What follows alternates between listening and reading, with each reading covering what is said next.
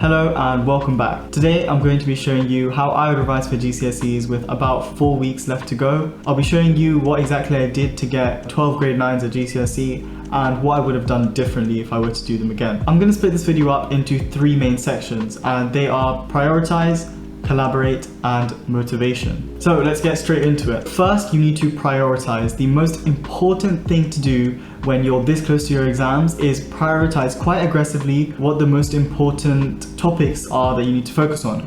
And there are 3 levels to this, and they are prioritizing your subjects, your topics, and prioritizing the hardest questions. So let's start with the subjects. Now this is pretty self-explanatory. You basically need to write down a list of all of the subjects that you're going to have exams for. Give them all a confidence rating, or maybe use the red, amber, green traffic light system to indicate how much work you think you need to do. Maybe a 1 to 5 scale, whatever you would like to do. Basically just indicate to yourself how much time you need to allocate to each subject, because you won't be able to give equal time to everything. You need to manage your time efficiently because there's not a lot of it left. For me, I had a very clear idea in my head that I needed to focus most on more essay-based subjects like English and geography, and I did exactly that. I spent much more time on those and very little time on subjects which I felt I didn't need to revise as much, like maths. Next is prioritizing your topics. Now, the best way to go about doing this is getting a full list of topics for each of your subjects, and it doesn't really matter where this is from. It could be from the specification.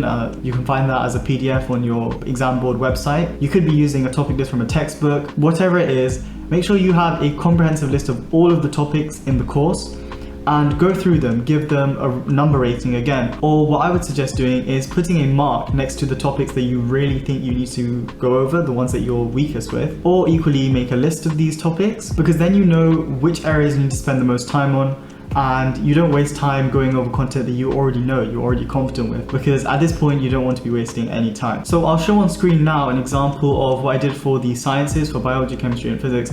I put down the topics that I felt like I needed to revise most, maybe the ones that I didn't have full understanding in, or maybe the ones that I just hadn't looked at in a long time. Once you've got that, you can rank them and go through the ones that you're least confident with first. And that way, even if you don't get to spend as much time as you want on the later topics, at least you've covered the ones with the highest priority in good detail. And finally, you want to prioritize the hardest questions. Now, this is on a more granular level, but you essentially want to go through any practice papers that you do, any past papers that you've done, whatever practice you do basically. You want to mark the most difficult questions that you've done.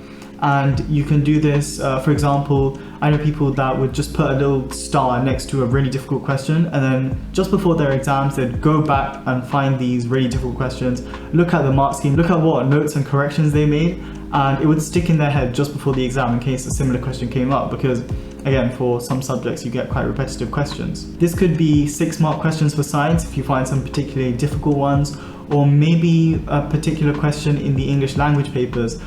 Maybe you find question 4 particularly difficult, then you want to go through and prioritize that and spend the most time on it. So focus on the best exam technique for these questions as well, especially for things like English language, where you can revise the exact approach for each question. Now, finding the most difficult questions for each topic, every single subject, can take a lot of time, but that leads me well onto my next section, which is collaboration. I think collaboration is one of the most important things you can do, especially when you're doing GCSEs and you do lots of similar subjects with your friends.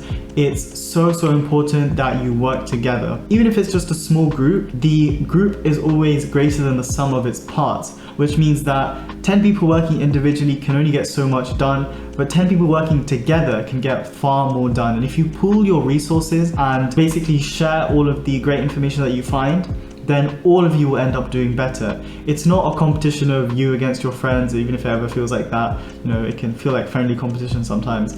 But at the end of the day, it's you and your friends against everyone else.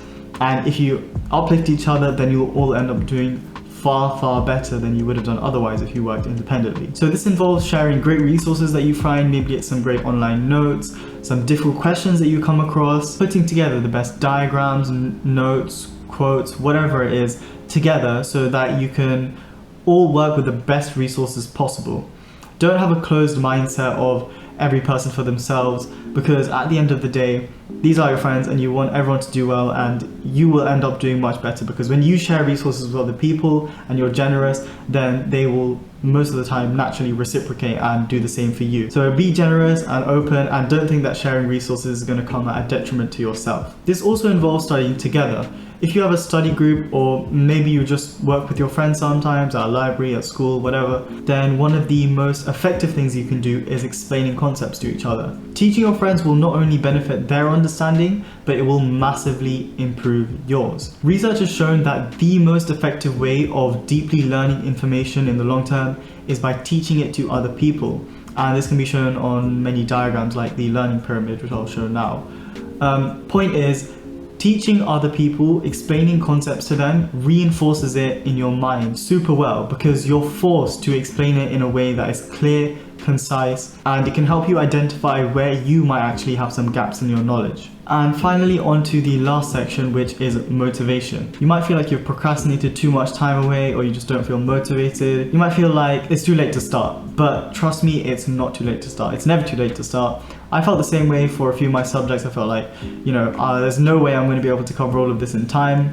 In the end, I managed it and it all ended up fine. So remember, lots of people are going through the same thing as you. Just don't give up, because every bit of revision you do before the exams could benefit you massively. Maybe that one topic that you spent literally 10-20 minutes looking over a couple of days, weeks before the exam could come up on a major 6 marker, 9 marker, whatever it is, 25 marker. It's important to remember that every little bit you do can help, and don't feel demotivated if you wasted time. That time is gone. Focus on what you have to do from now. In a sense, this is the best time to revise. It's the most effective time, because the stuff that you revise now, it's going to stick in your head much better than the stuff you revised a month ago or 2 months ago, because your exams are fairly close. People ask me all the time whether they can go from a grade X to a grade Y in this particular subject. And my answer is always yes. It's all dependent on how much time you put in, how much effort you put in. For me, my biggest jump was from grade 7 or 6 in English literature and language to grade 9s in both. And that's not even the biggest jump I've seen before. I know people personally who went from 3s to 9s, which is absolutely ridiculous. It's absolutely possible to make big jumps, especially in subjects that you have potential in. Maybe you are naturally better at this type of subject, like a quantitative subject like science, or maybe you're good at essay writing, but you might not have been putting enough effort into that subject, which you can fix fairly easily by just revising the content, because you might have the skill already. You might naturally be good at writing essays, doing the maths parts of different subjects like chemistry. But the point is that don't worry too much about it, just get started, and you can make huge progress in a short amount of time.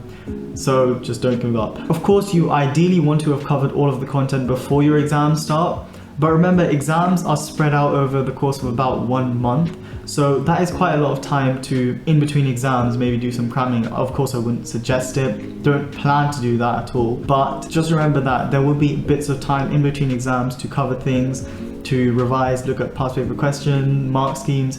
There is significant time, especially between your 2 stints of 2-week exams. You have a 1-week half-term break. So that's a great time to revise for some paper 2s.